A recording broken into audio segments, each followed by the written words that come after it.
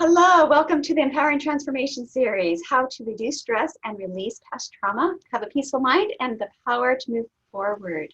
I'm Lori K. Coleman, and today I'm so happy to have with me Jana Short. Jana is a renowned global influencer, mindset coach in the health and wellness industry. Janas is a NLP RTT practitioner, best-selling author, public speaker of Oh My Health, There's Hope podcast host, and Best Holistic Life magazine editor. Jana currently works creating online global influencers, teaching her clients to not only remove blocks that are holding them back, but how to start their love affair with their potential online clients. She has recently been recognized and featured in Monica Garg's Influential Women of the World's Global Influencers 2020, Las Vegas Entrepreneurs Magazine, Top 25 Entrepreneurs for 2020 issue, and the cover of December's Best Holistic Life magazine. Jana, welcome, and thank you so much for your time. I honor this gift that you're giving our audience today. Thank you. I do a lot of stuff. I feel like I should tell people if they want to come by on Saturdays, I'll wash their cars too.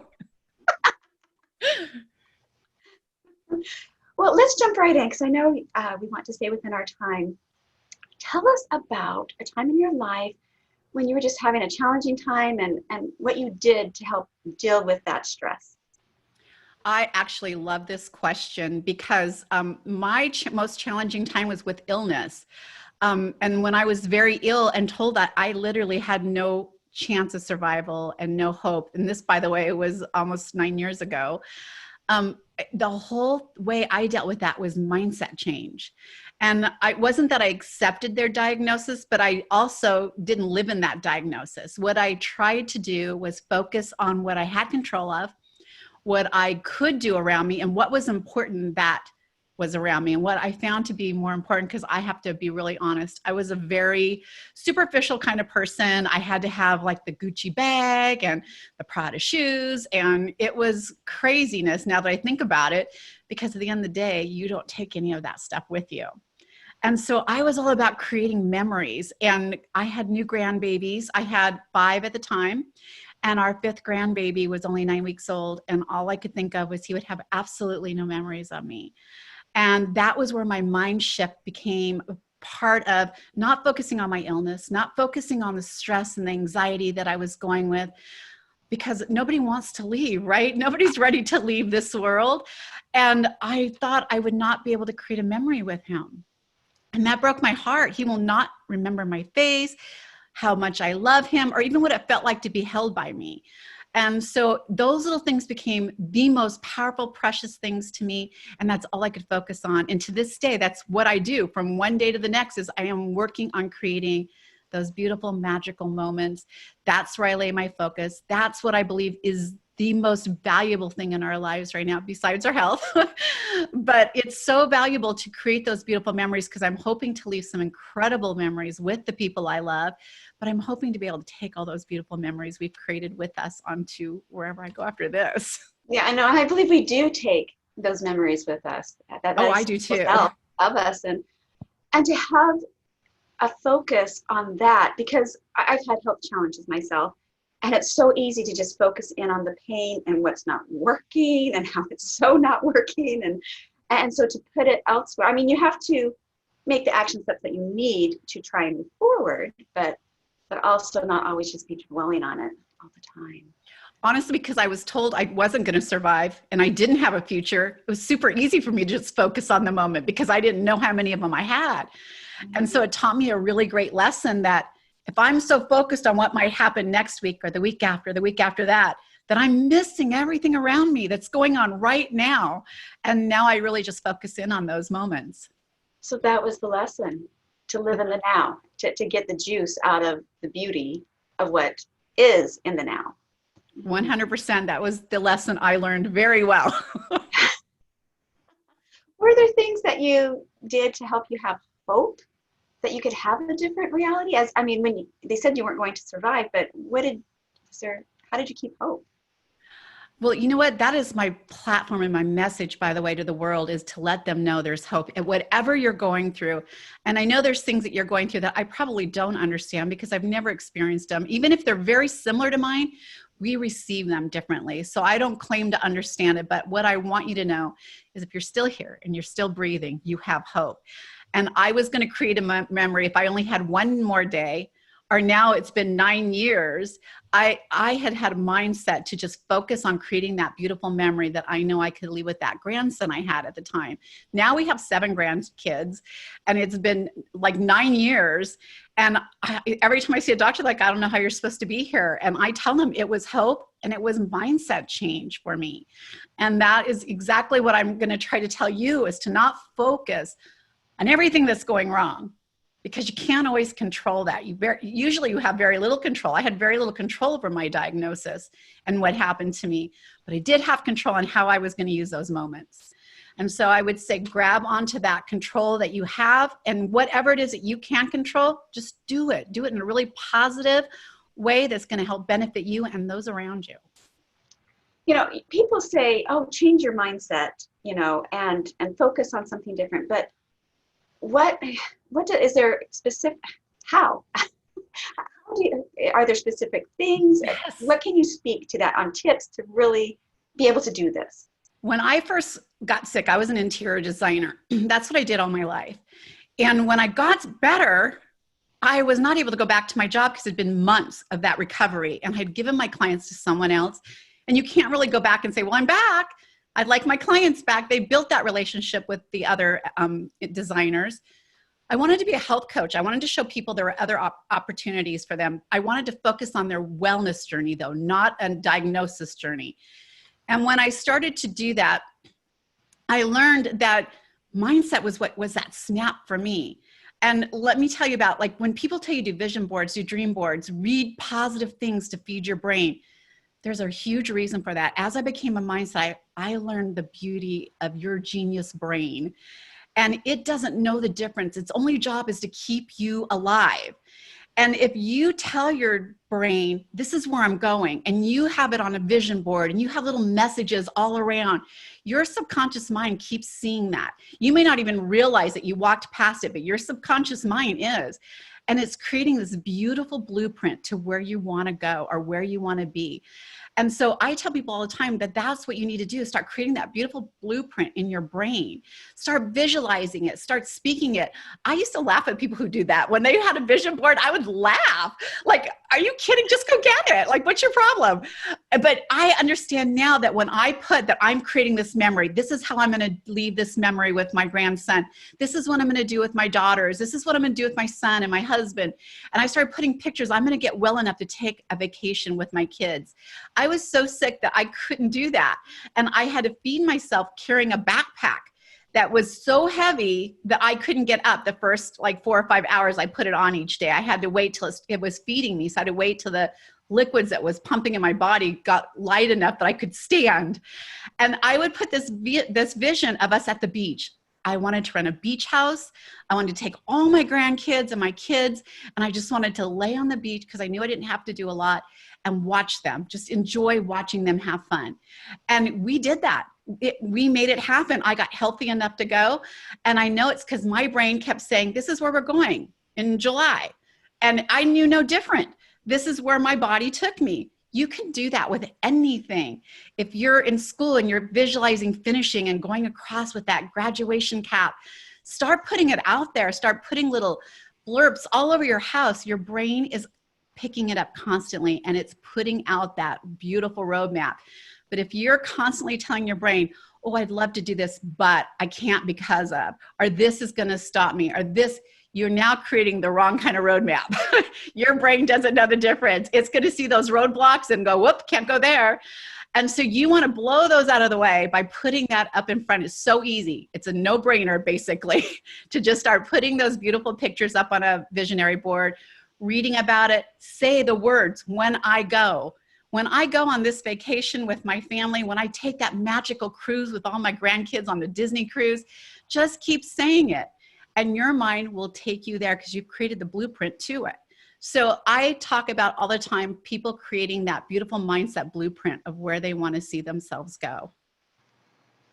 Yes, absolutely, absolutely. And we hear this like even in sports situations where the person is envisioning how they're going to play the sport, and it's actually practicing in their brain so they do better in reality. It's a concept that's been everywhere for a very long time. But to do it for things that you just want in your regular, you, I when I was so sick, I didn't know I was allowed to want anything. I mean, of course, I wanted to feel better, but I couldn't go anywhere beyond that. And then the reality of every day my body not being better, it would just make me be feeling more despair because I'm like, well, I'm getting nowhere, but to have a dream to envision. My mother, when she was so sick, she had cancer and was told that she had just a couple months to live. It was stage 4, had gone to her lungs. It was originally colon cancer. And she made it another 5 years because of mindset. She's like, I'm going to experience this, I'm going to experience that, and we're going to do this too. 100%. And it was amazing how, and yeah. And so for our minds are so powerful. You have no idea. Even I tell people that your brain is taking in thousands of things every second, but you're only picking up and remembering maybe 10 or 12. Everything you're smelling around you, the breeze that comes across you, a tickle on your nose, your brain is all processing this, and it's actually inside your mind. So when you walk by that sign that says you're going to get there, or you walk by that picture of the beach that you want to be on, like all these little things, your brain's picking it up and like, oh, that's where we're going. I'm so excited. I can't wait to get there. You look at those pictures and you have that sinking feeling.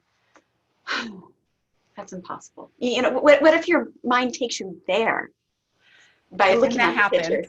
That happens when I was told I wasn't going to survive. In the back of my mind, it's like, is this the day? And when I started getting better, I didn't even want to believe it was for a long time, right? I kept thinking, you always hear about people getting really well right before that last moment, right? They have that energy and that surge. And I kept thinking that. And then I stopped because it didn't matter. Every moment I had was a blessing to me.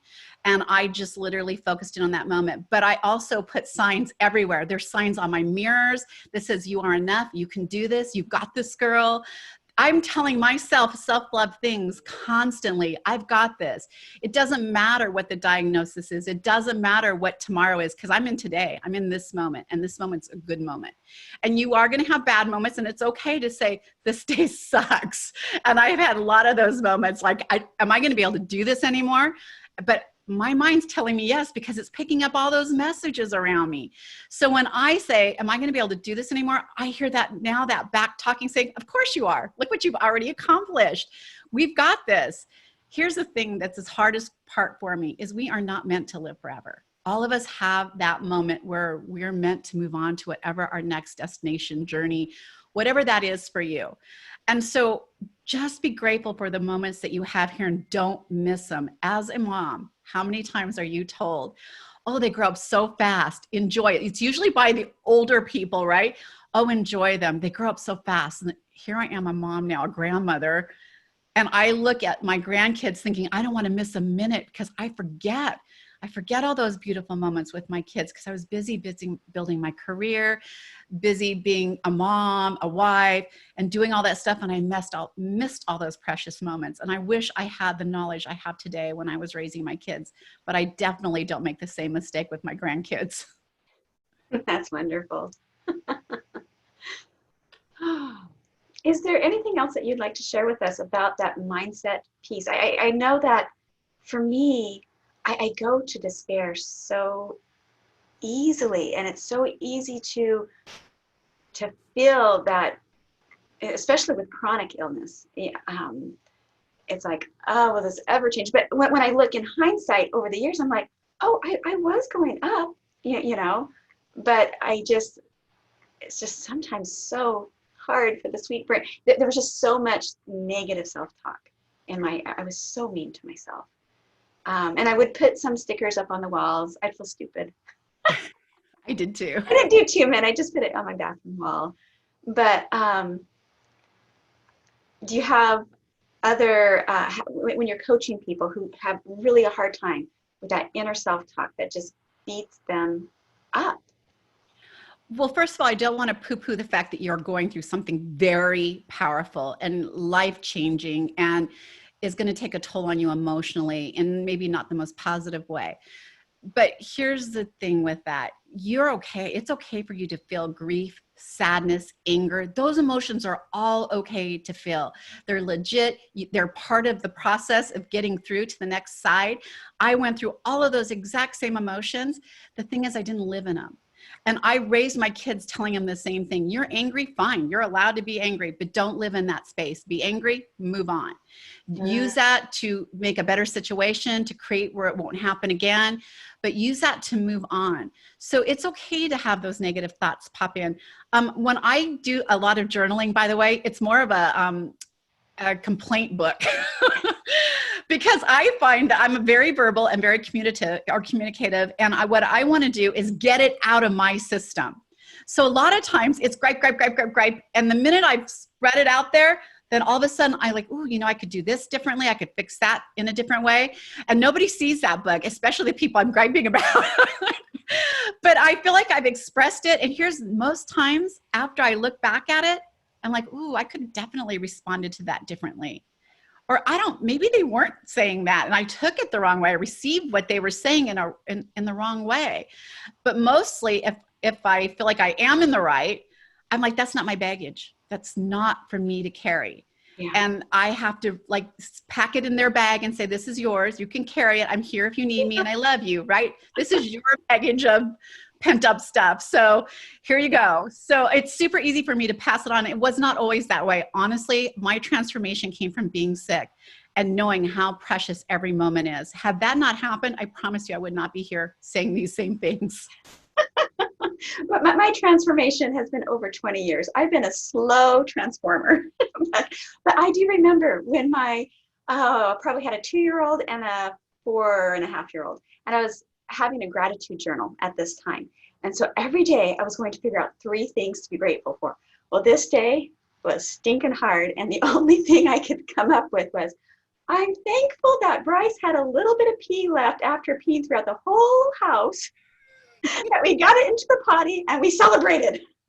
That was my gratitude for the day. That's how bad. I love it because sometimes that is all we can find. I mean, truly, that is all we can find sometimes. Because I was letting him be without his diaper, and as we started peeing, I just picked him up and we started running, and so he just going everywhere. I'm sure there isn't a mother around that can relate to that story right now. But yeah, and that was my gratitude moment for the day. The only one I could come up with. I love it. I try to find gratitude in everything, honestly.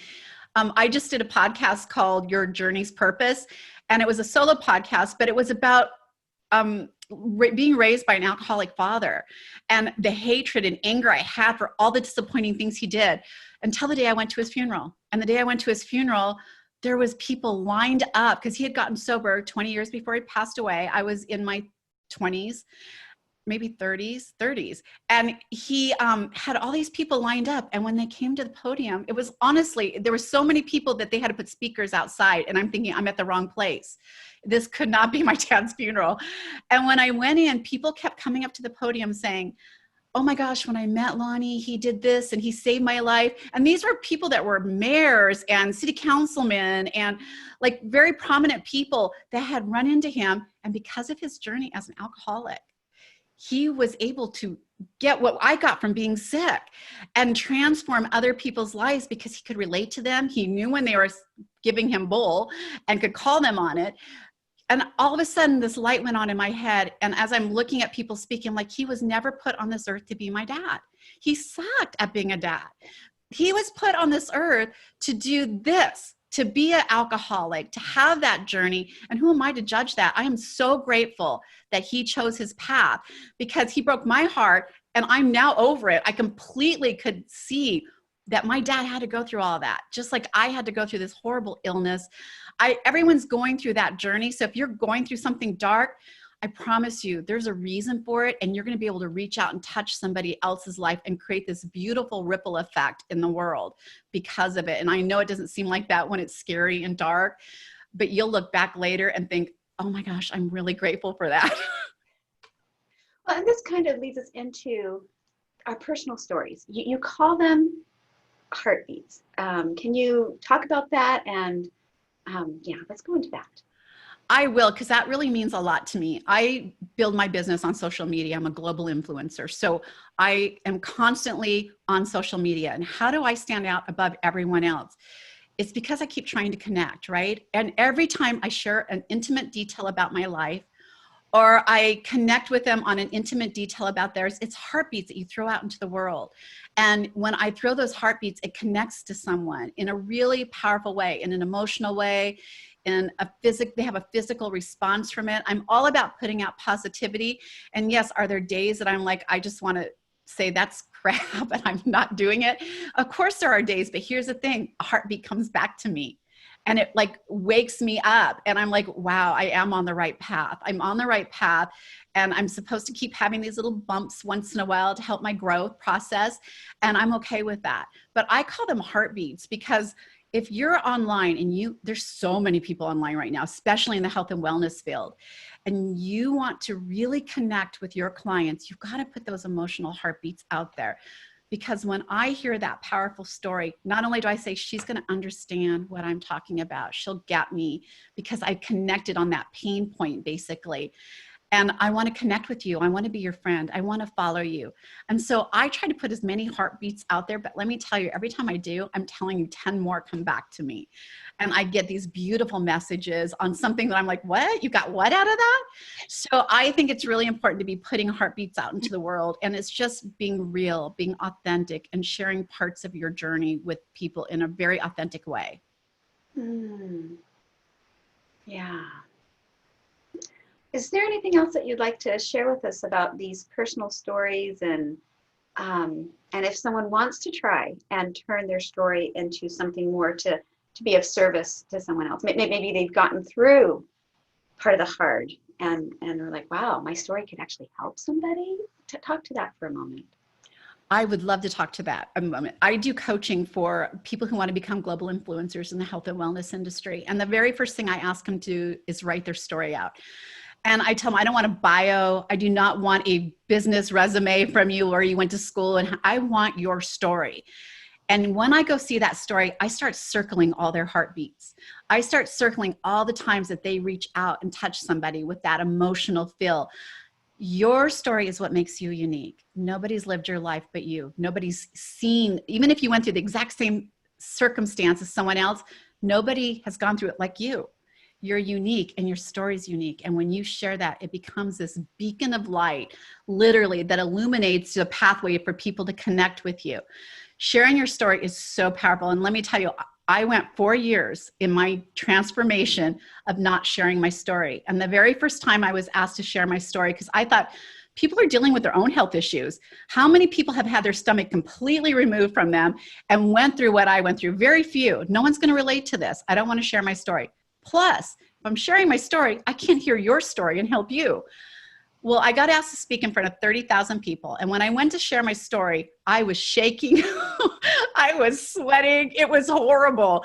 I kept stuttering. At one point, I was like, what was I saying? When I finally got through my story, I could not wait to get off stage. And as I was exiting the stage, the woman grabbed me. And my response to her was, am I not done yet?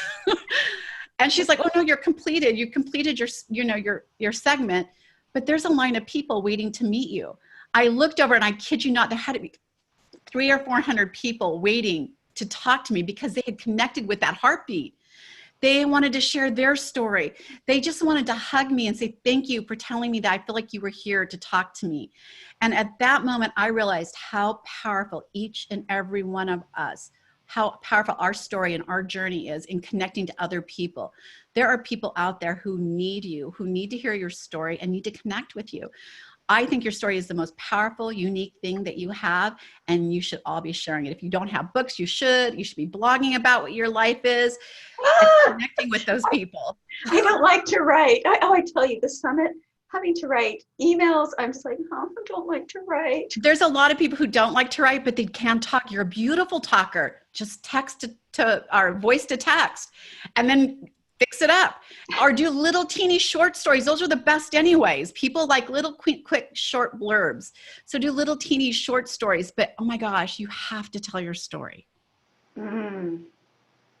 Maybe. You will. Well, tell us about your free gift. And maybe as I use your free gift, I will go on my path of being brave enough to, well, doing the summit is, I'm sharing a lot about myself during the summit. But I am so proud of you because I know you're stepping into a new area and it's uncomfortable and it's scary. Mm-hmm. But those are the things that we grow in the most, right? You knew this is where you were supposed to be. And out of fear, you said, I'm doing it anyways and never doing it before. And I know that you don't do a lot of apps and social media and technical stuff. And yet you're putting together this beautiful summit. I barely even know how to respond to an email. Seriously. Gmail confuses me. There's these little dots and the conversations go away. And I'm just like. And yet you're doing it, which gives hope to other people who are sitting there saying, I want to do what Lori Kay's doing, but I don't know how. Hello, don't let that stop you. Get out there and do it. Well, honestly, it was going to stop me if I had not done the energy work. I was literally repelling. I could not do it until I got every cell of my body aligned with being willing to do this, like my organs and my glands and belief systems. Until I did that, I was getting nowhere. I knew I was supposed to, but I could not do it until I literally aligned every aspect of my body and mindset to this. Well, you know, I'm a huge fan of yours. So I am so proud of you for doing this and getting it out there into the world. I can't wait to see many, many more after this. Oh, no. This is so no more. You watch. I said I was never speaking again, and now I speak everywhere. So I did a 17-hour day yesterday, just trying to, anyway, no. Well, I'm going to go over real quick what my free gift is so that because we talked about the power of your story, and I feel like that is the number one jewel that you have that needs to be shared with the world. I have a free flip book, which is about sharing the power of your story and how to put that together, even if it is voice to text. And you're just not, by the way, I do that all the time. If I'm on the plane, if I'm in bed at night and I'm just reading a book, I quickly will voice to text so that I have blurbs of where I can go from there, or even an outline. And if you really have a story and you get confused, I have some really great book coaches that help pull that beautiful journey out of you so that you don't get caught up on the negative part or one area and not another. And they're amazing. But I have the free gift for you if you want to go grab it. It helps you start your powerful story. And I promise you, if you can only help one person with your powerful story, wouldn't that be enough? But I'm telling you, there are others that need to hear your story that can definitely bloom from hearing it. And you're going to make the best connections in the world because of it. Yes. And you know, and actually it's writing, especially if you do choose to use your hand on certain times, it's a way to release the stress of the trauma that happened to you while you reflect on that story. It's actually a tool and tip to release stress, to be able to reflect on the story, tell it, and then reflect on what you learned from it. And sometimes you can even reframe the story a little bit and see the beauty from the hardness. I love it. I think that it's amazing to be able to do that. Thank you so much. And I will look at that and do that and consider moving forward. That's the thing is we don't stay still. We either are going backwards or we are going forwards, and we need to be brave and try it out. You should embrace your journey. It was beautiful and it was literally given to you for a reason. So just embrace it. Yeah, for sure. Well, I would like to thank our audience for listening, and I hope they have the most lovely day filled with peace and love and laughter. Bye-bye.